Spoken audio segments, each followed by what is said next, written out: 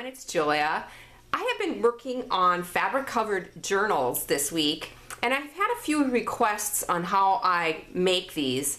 I use the Peltex 72F. It's a product made by Pellon, and it's a double-sided, it's fused on both sides, and it's very strong, sturdy stabilizer.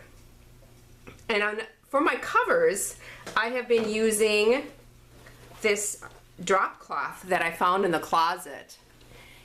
And it has been working fabulous. I love this stuff. It takes color so well. It's my new favorite. And this one even has some paint stains on it, which makes it even more perfect for a background. Inside of the little journals, I do have fabric and then a little fabric pocket. I do different things for the closure. This one has an elastic inserted in the middle with a grommet, and this one has a sari silk ribbon through the other two grommets, so the pages just slip underneath. Each one of the little booklets have a variety of different types of pages, undecorated. This is for you to do your own writing and things in, but these just slip underneath. The little booklet will slip right underneath that ribbon. This one has the elastic on the side. And this one has a piece of elastic also on the spine, and that where you would slip your little insert.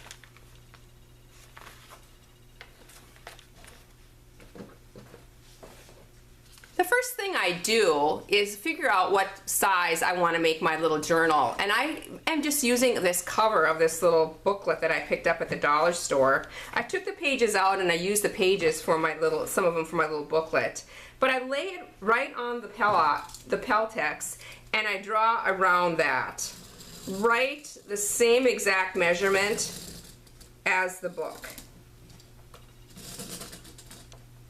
I also like to round the corners of my booklets. It's just easier to sew that way. So I go ahead, this booklet has the corners rounded, so I'm just completely tracing that. And then I cut this out right on the line.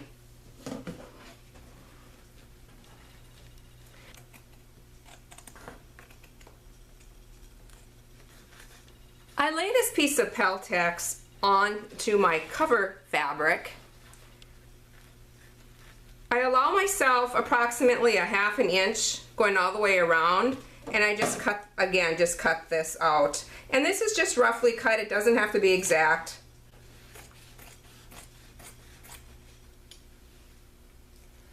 I have two coordinating prints here. One is going to be for the inside of my little journal, and the other one is for the pocket, which is also on the inside. And I'm going to cut this approximately the same size as the front. When I cut the pocket out, I usually do I cut it about an inch shorter, not this way, but this way. And the pocket, I put both wrong sides together and iron that.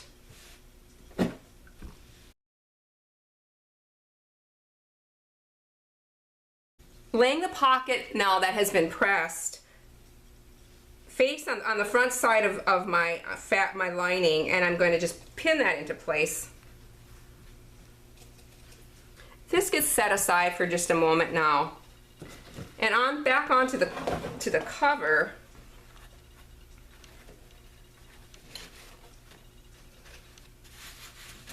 I think I'm going to use this for the front. I do like those white splatters on that.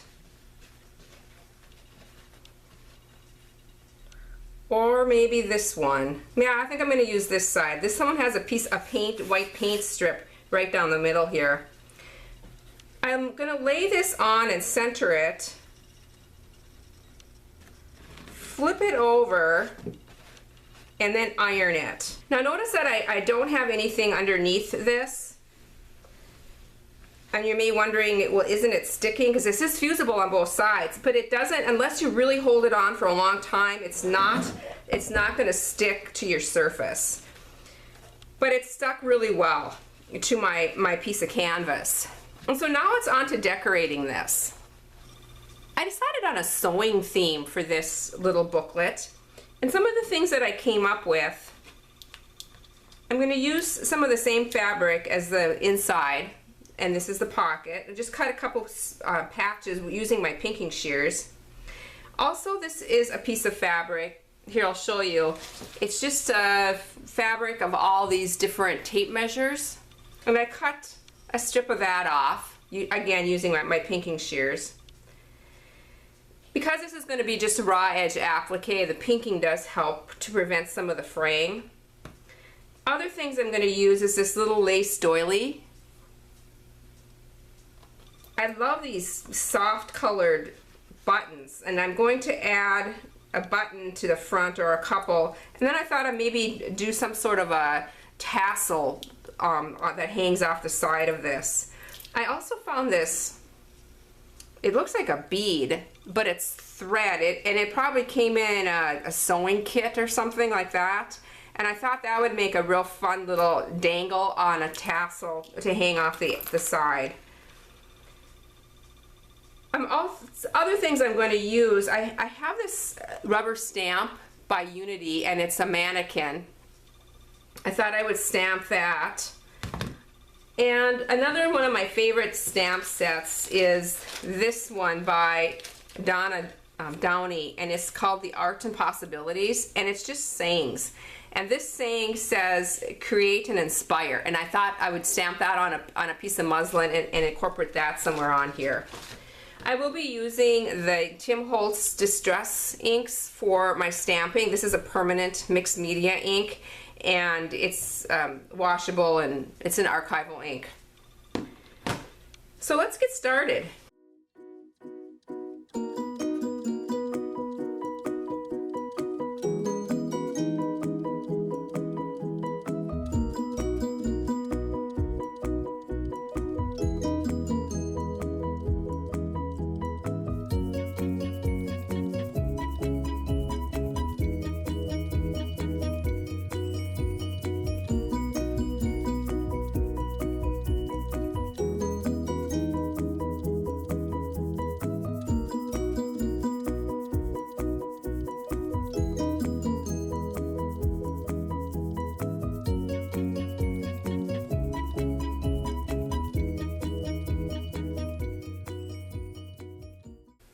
Everything laid out the way I like it, I want it to be. Nothing is attached right now, it's just laying on the top, and I'm going to carefully take this over to my sewing machine and do some free motion on this, and I'll bring my camera along so you can watch, but I'm going to be just going around and just putting lots of stitches in this using a cream colored thread. Now I have the Peltex on the back of this, and I find that makes for a nice surface to do my free motion. I don't have to add any other stabilizer underneath. I don't have to, of course, hoop it. You could never hoop it with Peltex underneath it, but it just, and it does go quite smoothly also. So I really like this setup as far as free motion. Now my feed dogs are dropped, and I have my stitch length set to 0, and I'm going to be doing the movement on this. I have my free motion foot on. I'll be going back and forth at the beginning just to tie my knot, and then I'm just going to go over this and get everything caught in and put lots of stitches in it, and yeah, have fun with it. I think the more stitches and almost the messier it is, the more I like it.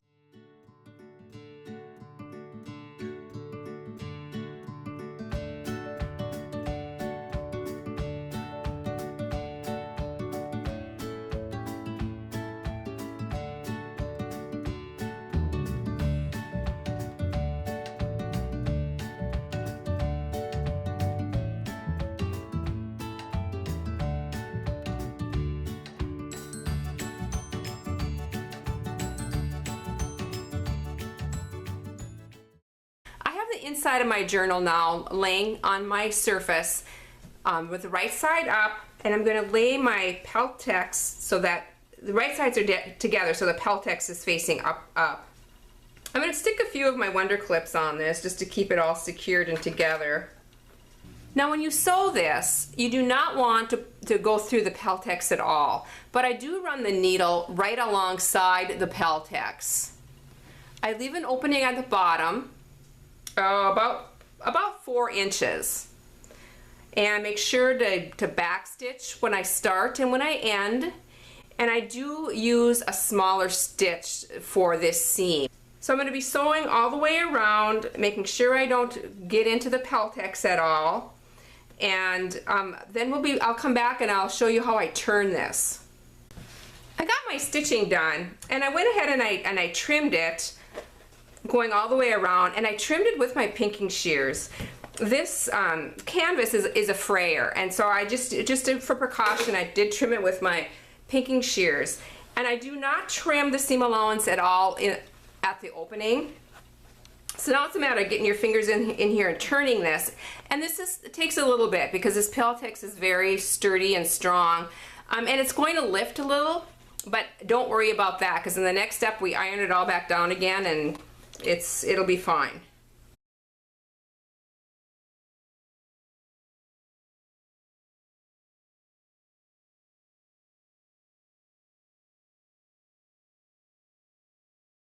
Now, when I iron this, I first of all take the outer fabric and iron that right to the Peltex, right at the opening.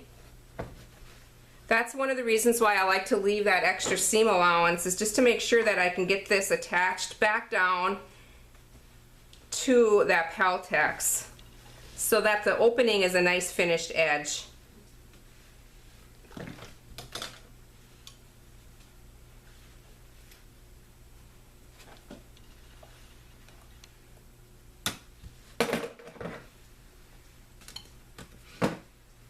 And then to go ahead and iron the rest of it, attaching everything to that Peltex.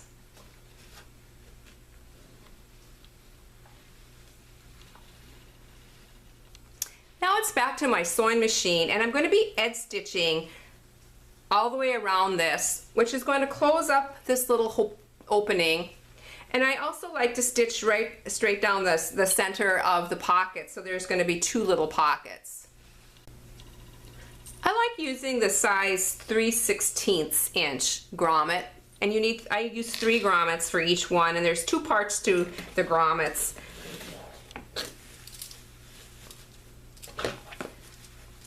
I'm marking down approximately a 1/2 inch from the front, from the top, the bottom,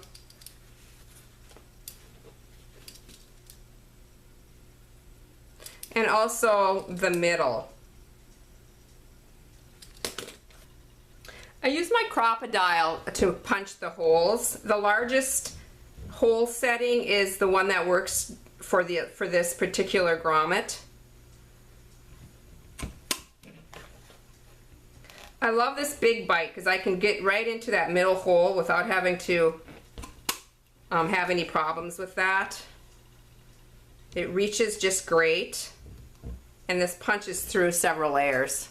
This bottom layer, of course, there's several different layers because that's the one that has that pocket.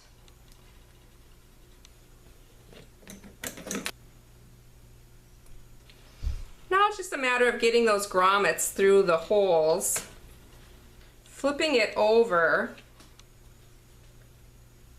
I do have a metal block here that helps. And then each of the grommet set has a little tool that you use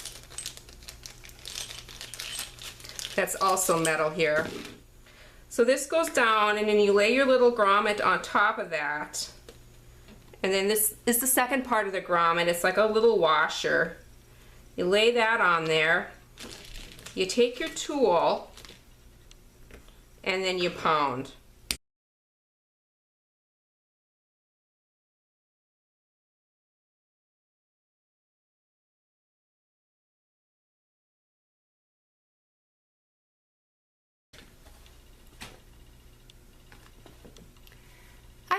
really pretty silk sari ribbon, and it's in this pale blush color. That is what I'm going to be using to get the pages in. So I need a strip of this, probably a little bit less than a yard for that.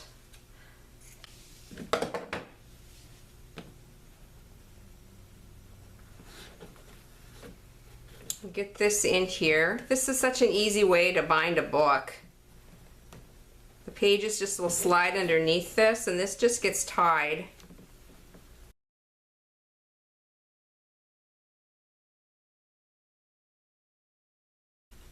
And then for the middle elastic, this is a natural colored elastic in a 2mm width. Again, about a half a yard is probably what I'm going to need for this. I like to stream the elastic one side on either side of this ribbon.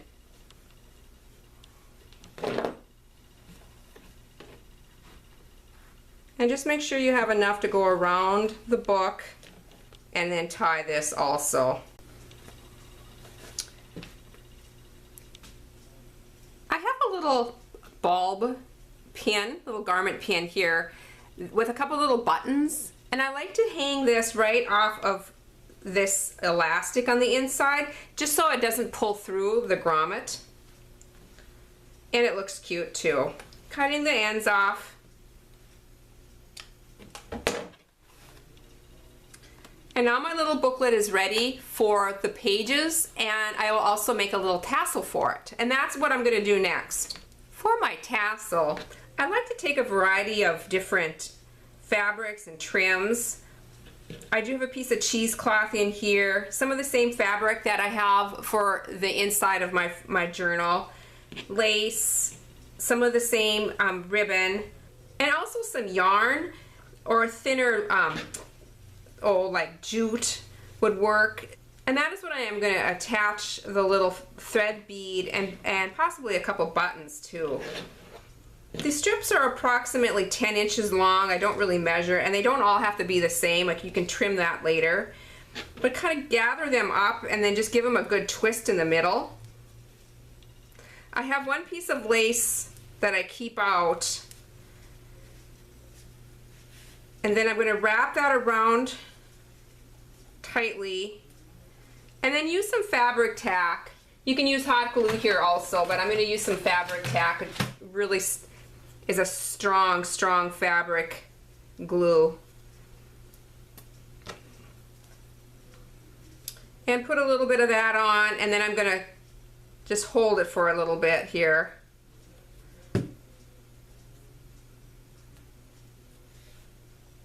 Next, I'm going to just string on some of these little embellishments that I have here. I do have one more of the little ball pins that I'm going to stick on the top of the tassel and then through the little grommet on the book. So this is removable. It's just a fun little addition. I hope you enjoyed this tutorial and it's given you some ideas on how to make fabric covered journals. I will have some pictures at the end and some of the pictures of more of the journals that I have created this week. And it's off to putting some pages in here. So have a great day. Hope you have a chance to create. Bye for now.